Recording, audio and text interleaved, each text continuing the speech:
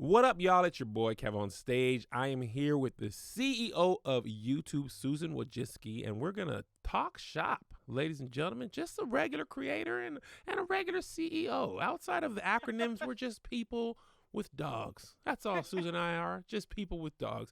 Susan, how are you today? How's everything going in your neck of the woods? It's good. It's good. The weather's good. My dog is good. How are you? That's good. How are you? I'm doing great. My dog is good. The weather is also good. I'm very happy to live in Southern California where, you listen to I'm Dreaming of a White Christmas, but it's 75 degrees outside. So you use your imagination, what it used to feel like before you moved to LA. But do you really want a white Christmas or do you want 75 and sunny? It's you nice. Want 75 and sunny. The weather in LA is amazing.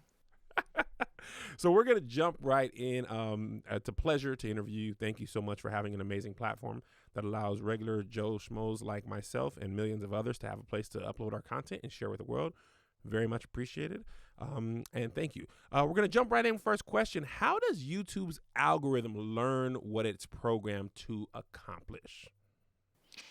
Well, our algorithm is trying to find the right videos for every user. And we're trying to predict what are the videos that you will want to watch and that you'll be really satisfied once you watch. And that's really hard because we have over 500 hours of video uploaded every minute to YouTube. So you can just imagine the volume of content that we have. And we also have so many different users with different interests. And so we look at many different factors, like what videos you've watched in the past, which ones you liked, which ones you disliked. But then we also look at viewers who are similar to you. So videos, for example, that were watched by other people, what did they watch and how can we recommend those to you? And so ultimately our goal is to recommend the best videos for you, survey you afterwards, and make sure that you are satisfied and continue to learn and continue to improve.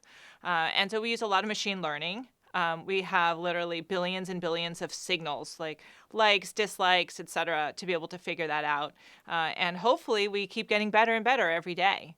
And then, for some areas like information that's really sensitive, we want to make sure that we're looking at the publisher, making sure that if we're dealing with medical or scientific information, that we're recommending authoritative sources to make sure people are getting the right information.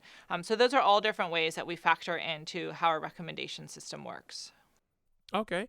And as a Black creator, I'm curious. There's this perception that, other creators are shown to more people, whereas Black creators aren't shown to as many people, or it's not as easy to be recommended and things like that. Could you speak to what it's like to be underrepresented and how the algorithm kind of looks at that content? Definitely. So we first of all, YouTube as a platform has really embraced diversity as much as we possibly can. And the fact that YouTube is a place where anyone can upload video and share it with the world has brought so many new voices. And we look at YouTube and we think that that is one of the most distinguished and important features of YouTube, is that we bring so many different voices that otherwise you never would have heard from in traditional media. So we really want to embrace that diversity. And, we've been looking hard at our systems. We've been looking how our product works, and we've really wanted to make sure that we are doing everything we can for all of the different groups. And one of the challenges we realized is that we didn't actually have good data about understanding who were the creators that were coming from different underrepresented groups, because we never asked our creators who they were. And so last March, we actually introduced something in Creator Studio where our creators could tell us different aspects of their background, like their gender, sexual orientation, or race, ethnicity, so that we could actually have a better understanding of what's happening in our ecosystem. So I could answer that question for you with more data. And we weren't sure, first of all, even whether people would answer that, whether people would share that information with us. And we've seen a really good response. We've gotten a lot of data back from our creators, and we're hopeful that we can share more information about what we've learned based on everything that has been updated and the information shared, hopefully at the beginning of 2022. But once we have it, then we can actually learn, like, where do we need to do better? How can we make changes? How can we adjust our systems? Sure. So once you get that data at top of 2022, I imagine? Well, we have that. The data's rolling in now, but we're doing analysis on it and really want to understand it well. Okay. Do you have any idea of what you guys are going to look at as what's a successful response for YouTube, or how YouTube kind of addresses, perceived inequity in the past? Because YouTube's what, 13, 14 years old? I think we're 15. 15? Happy Yeah, birthday. yeah, I missed your 15th birthday. yeah. Happy birthday. Is there part of a plan to say, okay, now we've learned where we were wrong. We have the data, and here's how we plan to address that. Has any thought been done there? Well, we really want to understand the data and look at it. And one of the things I've learned from doing this for many, many years is that we need to look at it carefully, and there are many factors that we can look at. We can look at different recommendation systems, what the outcomes for that. You can look at monetization, and you can look at it by many different cuts, by like all the different ways that people have told us about their background, and compare it to various baselines. And so our goal is to be able to do that and to see, is there some kind of issue in our platform, and if so, how do we adjust it? How do we why is it happening in the first place? Like, that would be part of it. Does it have to do, for example, with the number of creators who are on our platform? Are they getting discouraged maybe because of some of the, is there harassment? Or is it a systems? Is it something in how our recommendation system works? And if so, what is the issue? Like I said, talked about beforehand, there's no concept of race in our recommendation system, because that's not any data that's ever been supplied to us by our creators. So, but once we have the information from creators, then we can have a better understanding of what is working and what's not working, and why, and really diagnose it.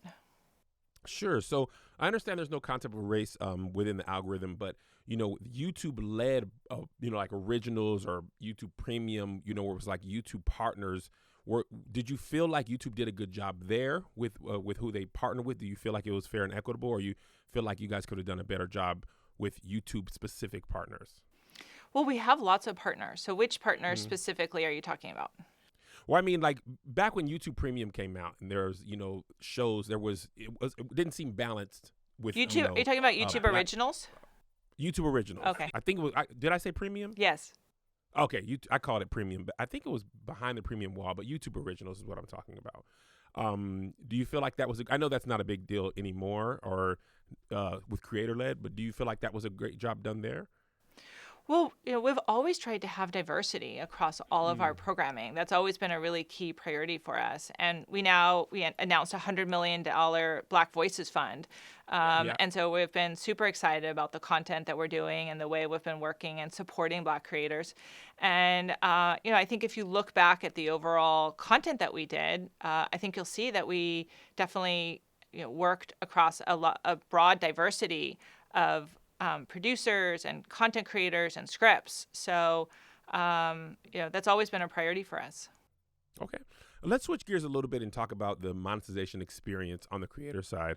What checks does YouTube have in place to make sure that it's like copyright and community guideline enforcement policies are distributed equitably? It feels like sometimes creators, Black creators, it's not consistent. Sometimes this is okay, sometimes this isn't okay, and unfortunately a lot of times it seems like some of your best videos are not monetizable, and it's not clear what you've done wrong or what changed. Could you speak to that a little bit? Sure. Yeah. So, there's certainly many different factors. So, let's start at the top with our community guidelines and how we think about that. So, for our community guidelines, when we make our community guidelines, every single time we make a decision about a new policy, we go out, we speak to many different groups. We try to get a broad set of groups to consult with to make that policy. And when we implement that policy, we do want to make sure that it can be implemented consistently by thousands of reviewers around the world. Again, because of the scale that we operate at, we have reviewers in all different locations who are going to look at those videos, and those reviewers are graded in terms of making sure that their decisions are consistent with our policies. So that will be the incentive of a reviewer, whether they're located in Asia or in Europe or wherever they are, or in the US or North America. They are going to want to make a consistent decision with that policy. Now, you also talked about copyright. And you also talked about demonetization. So copyright, we have a system called Content ID. Content ID is fundamental to YouTube. It's what enabled YouTube to exist. In fact, there was early litigation in YouTube's life around Content ID and how we handle copyright. And so it's very important that we have a very consistent process on that. And we've invested literally, for many years, we invested millions and millions of dollars and hours of engineering time to be able to do that for content owners. And we believe that that process enables both content owners to have the right compensation for their content, but also enables a lot of content that is copyrighted to exist on YouTube. And so that's been a balance that we have implemented and worked really hard to do. And I don't think that there's any inconsistencies across that. People may complain on all sides about, like how is that copyright being implemented, or what are the processes around it? But it is something that we do consistently, and it's very core to how what enables YouTube to continue to operate because of the early litigation and the way that YouTube is defined in terms of our copyright and making sure that we're doing the right things for copyright holders. Okay. Now, demonetization is another thing that you talked about. And demonetization is something that we have a higher standard when it comes to what we monetize. We have a lot of consistency in terms of how that's implemented. And I know we've heard from creators that they want to better understand, like, what happened to the video? Why was the video demonetized? And so we've worked really hard to provide a lot more insights, giving a lot more clarity about what our policies are, but also enabling creators to do different things, like being able to upload their video in private mode or unlisted, and to be able to get that feedback. So, we're continuing to work with all of our creators to make sure that we've been able to strike that right balance, because, when there is a demonetization issue, again, if we have a brand safety issue, we're going to lose advertisers. And if we lose advertisers, the entire YouTube ecosystem is going to lose. And so we've really tried to strike a balance, and I think we've done a good job. I mean, our numbers are now public. You can see that we've had a good success with having advertisers come back to YouTube, and that money flows directly back to YouTube creators and the economy. Absolutely, and we appreciate that as well. Thank you very much, YouTube advertisers. I imagine that's a little bit difficult to balance, and I know there's been some instances of huge switches in positivity to negativity on YouTube, adpocalypse and things like that. But as a creator, we're grateful that that has come back, so we don't have to go work regular jobs. At least people like me. It was a hard time. Voices. Oh, I'm sorry. Go ahead. Oh, I just said it was a hard time. Oh, it was definitely a hard time. I was like, I didn't even do nothing, man. I was playing with my son. Why I ain't getting monetized?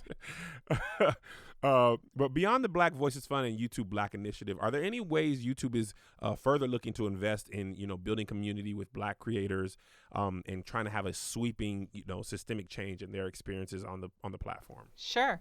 Well, first of all, we do have our Black Voices Fund, which I know you were part of. I appreciate that. Yeah, and my understanding of it was that it offered partner managers, more workshops, some promotion. But I'm going to ask you afterwards, about your experience and how it went for you. Sure. So that has been also one way, and I believe we had over 130 Black Voices creators and artists who participated in that program just in the past year. But we've done many other programs. So, for example, we've had our Black Fan Fest. We've brought together YouTube creators. We've done that for the last 5 years. I actually attended the very first one. It was in LA, and we subsequently moved them to other locations. Like, I believe the last ones were held in Atlanta or at historically Black colleges. And I really enjoyed it when I went there, and we had speakers. It was great to see the community come together. We've done Black History Month, which was great. I think you participated in that as well. And we had were able to raise up a lot of Black voices and celebrate the history of for that month. And but then we've also just tried to look from a product standpoint. How can we make sure that we're really supportive of diverse voices, Black voices? And we heard from a lot of creators in the community that harassment was a real issue. Sure. In comments in particular, and our teams got hard at work, and we made some changes to how we do filtering to make sure that we could remove those for creators so they don't have to see them and subject themselves to that type of commentary. We did see a reduction, I believe it was around 28% in the comments that we were showing to creators. And if the creator wants to see it, they always can go back and see it. But that way they're hidden, because we did hear that was really hard, and it was a deterrent for a lot of creators. So those are just different ways that we've worked to try to bring the Black community together on YouTube and support Black creators.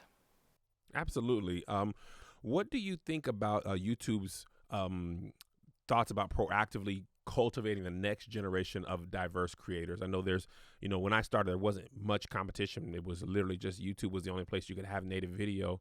But now there's, literally every other social media platform has native video.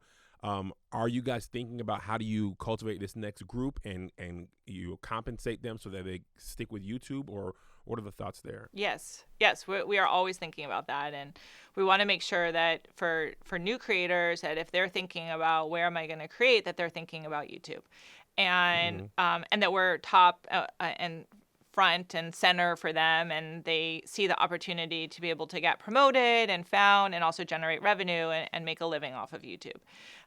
And so, first of all, we do measure those numbers. We have seen really good success in terms of the number of new creators coming to YouTube and first-time creators growing. So we're very careful to see, is there some kind of change in terms of our ecosystem? But, some of the additional ways that we've supported it has been lowering the barriers of creation. So Shorts has been a really important way to bring a lot of new creators on. It's easy. We have our Shorts fund, and we definitely have seen a lot of new creators come. And in our Shorts fund, there's a lot of new creators who were not in traditional monetization programs that we're paying for the first time, and that's been really encouraging for us. But we're also focused on what are new ways we generate revenue for creators. So when I first started at YouTube, I've been CEO for almost 8 years now. There was just ads when I got to YouTube, and we have diversified to more than 10 different ways that creators generate revenue now. So, of course, there is advertising, and we've grown that in many different ways, new ad formats and capabilities, and that's why you see a lot of the revenue growth that you're seeing. But we've also added subscription. We just announced over 50 million subscribers to both YouTube Music and Premium, so that's grown substantially. And then all the different ways that we enable more direct engagement with users, and fans. So like channel memberships, for example, or super chat, super thanks, super stickers, all of that. And then, of course, merchandise. Which we see a lot of creators are selling their own merchandise. So we're going to continue to invest that. We want to make sure that the next generation of content creators, they come to YouTube. We know they're going to go to other platforms and try that out, but we want YouTube to be the place where they get the best and the largest number of views, and then they generate the most amount of revenue. That'll keep them. We know that matters, right? And that's why we're going to work really hard to continue to earn the trust of our creator community and be the best place for creators. Yeah. On that thought, do you think about? I know amongst creators, there's a sentiment that YouTube is one of the hardest platforms to grow on. Other platforms are more giving or forgiving, or the algorithm is more freely giving. Do you guys think about that growth pattern? Like, you can grow from 0 to 1 million quickly on other platforms. It's not as easy on YouTube for everyone, at least. I've been on there for a long time, and I'm closing in on 1 million. I'm still pushing. Congrats. But Getting close. I was able to grow faster on some other ones. Do you guys think about that as part of your plan to keep creators? Well, there definitely are metrics are counted in different ways. So the way we count a view, for example, is different than how it's counted on other platforms.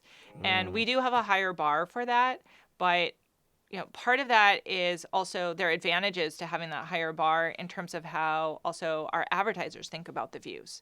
That the advertisers know that we're selling them a true engagement as opposed to just an impression that they saw. Right. And you could argue, how our subscribers numbers compare to other platforms, but we also want to make sure that our users are really engaged, and when they subscribe, that they that's a meaningful relationship for them. But YouTube's a little different as well, because when you come to YouTube, what you see is not just what you subscribe to. We also are recommending a lot of content just based on the Sure. algorithm. And so the subscriptions at the end of the day are not the only metric in terms of the viewership or how much you're going to see. And so what I really encourage for creators to think about is just the engagement that they have and the revenue that they're generating. Like, is this the place where they are getting the most engagement and the most revenue? And we're going to continue to work really hard on that. And it's a balance for us, because we want to count fairly for the entire community, and make sure that those views and those subscriptions and fan engagements are really meaningful. Absolutely. I want to go back a little bit. We talked about how you kind of protect creators, within the comments from hate and things like that. But what are your thoughts about YouTube overall and the spread of misinformation and racist extremist rhetoric and things like that, to where you feel like there's a lot of egregious content just happening on the platform? Is YouTube taking steps to manage that in any way? Well, definitely. I mean, we've taken many steps over many years. And YouTube has had community guidelines since the very beginning of when YouTube first started. And there are many different ways, like hate has never been allowed on the platform, harmful, dangerous, violent extremism, child safety. Those have been all areas where we've had a lot of community guidelines to make sure that we keep our community safe. That said, we keep developing a deeper and deeper understanding of how those policies should be written and what's the best way for us to continue to enforce them. And so in 2019, we made a improvement and a big step in terms of how we handle our hate policy. And that resulted in a removal of a number of channels. I believe it was almost 25,000 channels that, which was a very significant change. And then because we made a higher bar in terms of how we handle hate content, there were a number of creators and content that subsequently struck out. And we removed subsequently over 100,000 videos and 100 million comments. We actually report this. We have the YouTube transparency report, so you can go and you can look it up online, and you can see what it looked like in the Q3 and Q4, or Q2, Q3, Q4 of 2019, and see the significant increase in hate removals. So we take it very seriously, and we want to protect. Again, we want to protect all communities, and so we have a number of different attributes. Race is of course one of them, but we have many other. I believe there are 13 different attributes, and we're not gonna. Our policies don't allow hate on any of those attributes. Amazing. Let's move forward and talk the future of YouTube. What's the plan? There's talks of the metaverse and NFTs and all this innovation and things like that. And YouTube has done a good job of innovating and things like that. But do you have any thoughts of what you'll be doing to keep YouTube fresh and relevant as kids kind of, they grow up on YouTube as consumers, but are they thinking about doing it as creators? What are your thoughts there? Yeah, well, we have to keep YouTube fresh and growing and innovative. That's core to what we do. And so there are many different aspects of like new technologies and how it's evolving. And we're looking at many of them. So, for example, you talked more on Web3. So, NFTs has been something that we've seen a lot of creators starting to experiment with, and we've been excited about that, and are going to, continue to look into that and how that could benefit creators. So I have nothing to announce right now, but we think I was hoping for an exclusive. maybe later. But right now, I just saying definitely we think it's going to be a productive area, and we're looking forward to working there. And then also Shorts has been a huge area of investment for us. We've seen tremendous growth for our creators, new creators, lowering the barrier to creation, enabling anyone just with a cell phone to be able to create. It's been great for our viewers. So you're going to see us really lean in hard to doing a lot more there. And then also we're seeing a lot more with shopping, enabling creators to have either their own products or sell other products. So if you're a beauty creator, being able to have beauty product that can be purchased underneath, and for creators, they would get some benefit from having that there too. If you're an electronics creator, also having the links to the electronic products that you talked about. So we're excited about having a lot more shopping overall on YouTube. So you're going to see us just continue to invest in lots of different ways across the board. And so stay tuned. It should be a really exciting couple of years ahead. Fantastic. Well, that's all the questions I have for you, Susan. Did you have anything you wanted to ask me? I do. Sure. So I wanted to hear how it was being in our Black Voices Fund. So Yeah, absolutely. I think, to be quite honest, if I can be candid, Sure. I didn't think it was really going to happen. I was like, oh, yeah, man, this is probably going to be like some creator stuff. We'll give you a pamphlet or here's how to best optimize your channel.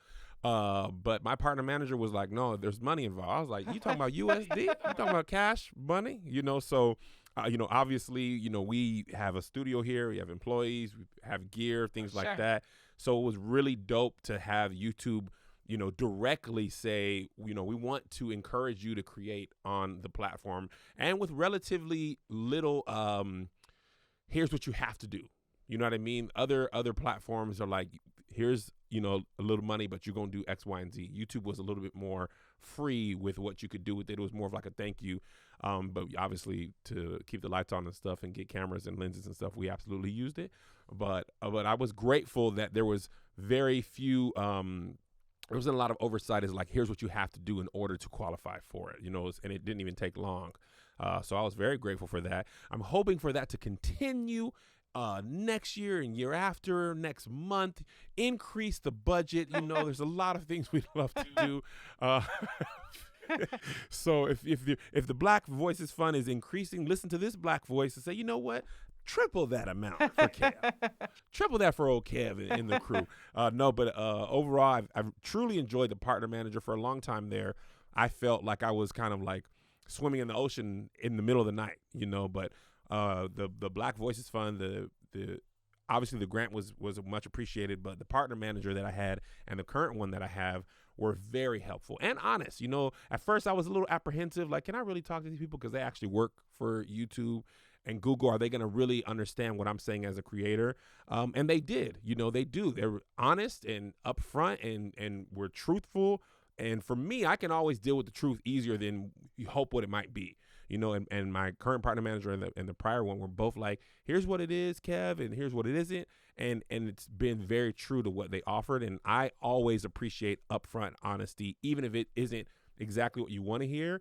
I appreciate it more being the truth. And they've done a great job with that. That's so good to hear. And Yeah. I'm really glad. And I've been excited about what's come out of that program and all the creators and artists who are part of it. So I'm glad it has been helpful for you. Of course. I have another question for you. Sure. So you've been a creator on our platform for many years, and you know us really well. Yes. And so I'd like to know, what would you like different? What would you like built differently at YouTube? Are there any features that you want? Any changes? Like I can send an email to anyone at YouTube and say, hey, why don't you work on this feature? I can't guarantee they're going to do it, but I could at least pass on the message and suggest that it's a good idea. So this is a very simple one, Susan, that I've thought a lot about. What is it? I create for a lot of platforms, and when you upload I upload almost everything on my phone. Most of my creations are literally in my phone. And YouTube Studio has been a godsend. YouTube Studio being available on your phone, has been a godsend, because now you can monetize from your phone. A lot of times I upload a video and because you didn't have YouTube Studio, it had to be by a laptop to go and monetize it later. Obviously the default submission, if you upload it on your laptop or your computer, it's going to be monetizable. If there was a way to monetize upon upload, as opposed to uploading and then going back through YouTube Studio and having to remonetize it, that would change lives. I think it'd make so much easier if you could. I don't want to say merge the YouTube app and the YouTube Studio app, because I see why they need to be different. But the one button that'd be really helpful is if you could click that monetization while you upload, like you can on your laptop. Okay. All my videos will be monetizable. I miss out on so many monetizable views by uploading, and once it's uploading, just forgetting to go back to YouTube Studio and monetize that. You would change I might be able to send my kids to college. I just might be able to send my kids to college if that button was added. So hit engineering monetizing button. Whoever turns that thing from gray to green, ask them if that can be done. I would appreciate it. So thanks for that feature. And I'm going to tell that to the studio team. And I love it that it's very concrete.